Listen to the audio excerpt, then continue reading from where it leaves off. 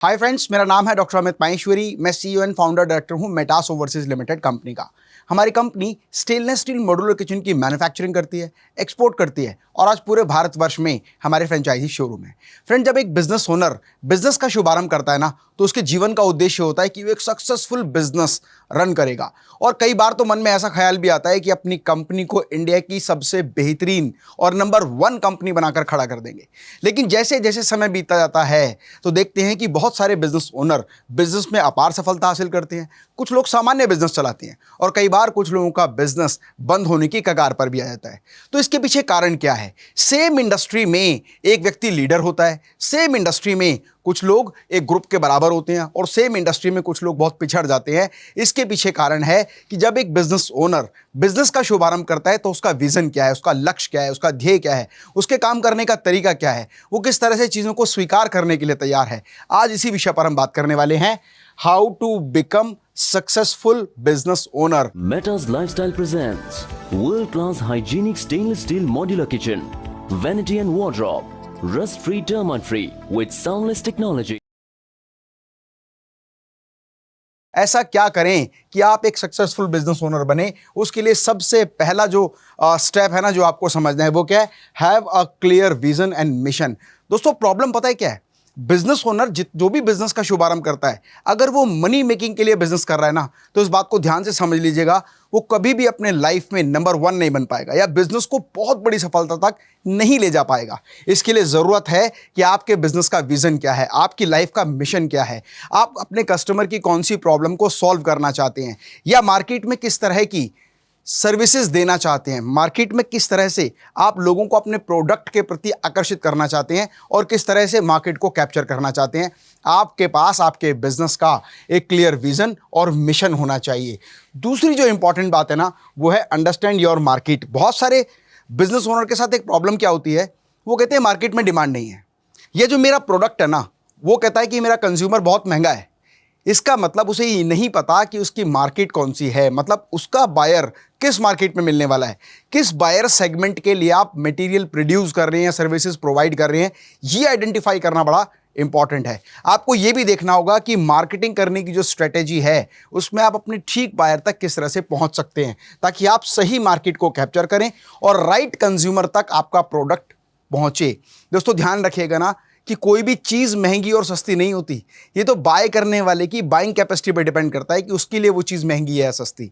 मतलब आपके प्रोडक्ट में अगर दम है तो आप राइट बायर तक पहुंचने के बाद, राइट मार्केट तक पहुंचने के बाद आसानी से सफलता हासिल कर सकते हैं। दूसरा, बिल्ड अ स्ट्रॉन्ग टीम। ध्यान रखिएगा, लाइफ में ना अपार सफलता यदि हासिल करनी है तो आपकी टीम में स्ट्रांग पीपल होने चाहिए, स्ट्रांग टीम होनी चाहिए। ऐसे लोग होने चाहिए जो अपने विषय के विशेषज्ञ हों, उन्हें ये पता हो कि कौन सा काम कैसे किया जा सकता है। कई बार स्मॉल स्केल बिजनेस ओनर जो होते हैं ना, जो स्मॉल स्केल पर बिजनेस कर रहे हैं बिजनेस ओनर, उनके साथ एक प्रॉब्लम क्या है कि वो अपनी कंपनी के सबसे बेस्ट ओनर होते हैं। मतलब अपनी कंपनी में सबसे बेस्ट एबिलिटी जो होती है ना, वो उस ओनर के अंतर्गत होती है।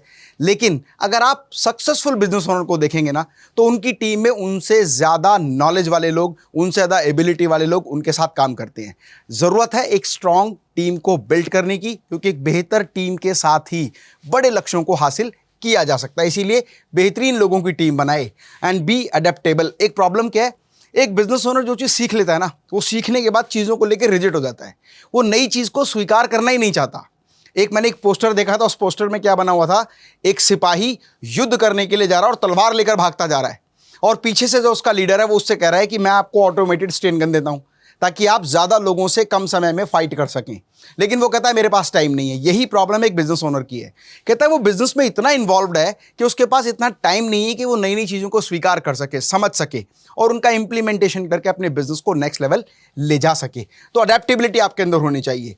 Focus on customer service. आप जितनी बेहतर कस्टमर सर्विस देंगे ना, उतना ज़्यादा कस्टमर आपके ब्रांड पर बिल्ड करेगा और उतना ज़्यादा लॉयल कस्टमर बनेगा। और जितना ज़्यादा लॉयल कस्टमर होगा, वो उतना ही ज़्यादा बेहतर आपके ब्रांड को, आपके प्रोडक्ट को, आपके सर्विसेज को एडमायर करेगा और एडवर्टाइज करेगा। एक तरह से ब्रांड एम्बेसडर के रूप में आपके लिए काम करना शुरू करेगा। इसीलिए ज़रूरत है अपने कस्टमर को बेस्ट सर्विस प्रोवाइड करने की। Next, monitor your finance. एक सबसे बड़ी प्रॉब्लम क्या है, एक बिजनेस ओनर ना फाइनेंस को मैनेज नहीं कर पाता। उसको लगता है कि मैंने जितनी सेल की है वो पैसा मेरे पास आने वाला है।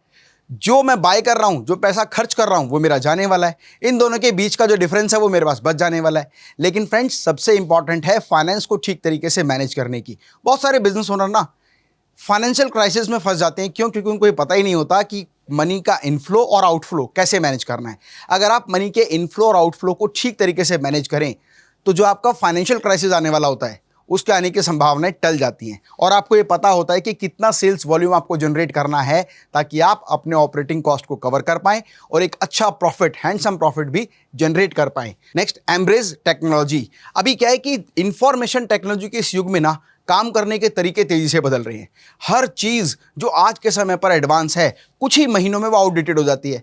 लेकिन एक बिजनेस ओनर कभी भी अपने आप को अपग्रेड करने पर काम नहीं करता, नई नई टेक्नोलॉजी को अडॉप्ट करने पर काम नहीं करता।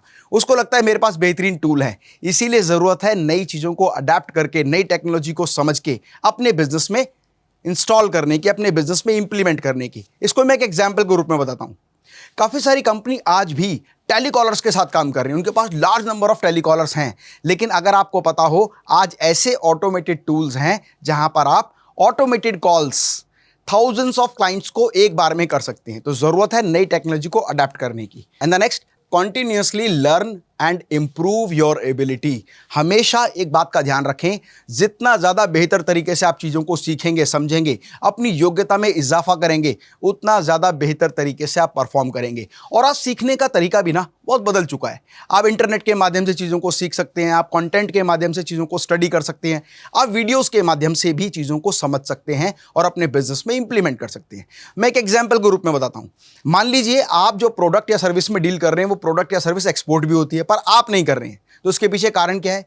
या तो आपको ये पता नहीं है कि इंपोर्ट एक्सपोर्ट होता कैसे है, या आपके पास वो टीम नहीं है जो आपके बिहाफ पर आपके लिए इंपोर्ट एक्सपोर्ट कर सके, या आपने कभी सोचा ही नहीं कि चीज़ों को सीख कर मैं अपने बिजनेस को नेक्स्ट लेवल ले जा सकता हूं। इसीलिए ज़रूरत है लगातार निरंतर चीज़ों को सीखने की, समझने की और अपने बिजनेस में इंप्लीमेंट करने की। फ्रेंड्स, ध्यान रखिएगा, बड़े बड़े बिजनेस, बड़ी बड़ी ऑर्गेनाइजेशन ओवरनाइट में बिल्ड नहीं होती। इसके लिए ज़रूरत होती है लगातार प्रयास करने की, नई नई चीज़ों को समझकर अपने बिजनेस में इंप्लीमेंट करने की, और अपने बिजनेस को ठीक तरीके से ऑब्जर्व करके उसकी प्रॉब्लम्स को आइडेंटिफाई करने की। प्रॉब्लम्स को आइडेंटिफिकेशन करने के बाद किस तरह से आप बेहतर तरीके से टीम को बिल्ड करेंगे और कैसे पूरी टीम में समन्वय, एक कोऑर्डिनेशन बनाकर बेहतर तरीके से अपने लक्ष्यों को हासिल करेंगे। फ्रेंड्स, अगर आप इन स्टेप्स को ध्यान रखते हैं ना और अपनी कंपनी में, अपने बिजनेस में, अपने प्रोफेशन में इंप्लीमेंट करते हैं तो आप आसानी से अपने सभी लक्ष्यों को हासिल कर सकते हैं। ज़रूरत है चीज़ों को सीखने की, समझने की और बिजनेस में इंप्लीमेंट करने की।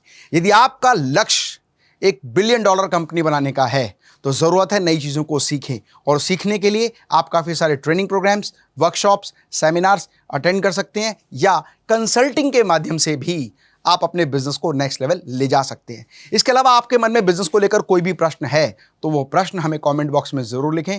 आने वाले वीडियोज़ में उसका जवाब हम आपको ज़रूर देंगे। स्वस्थ रहें, मस्त रहें। मैं डॉक्टर अमित माहेश्वरी आपके सुनहरे भविष्य की कामना करता हूँ। जय हिंद, जय भारत।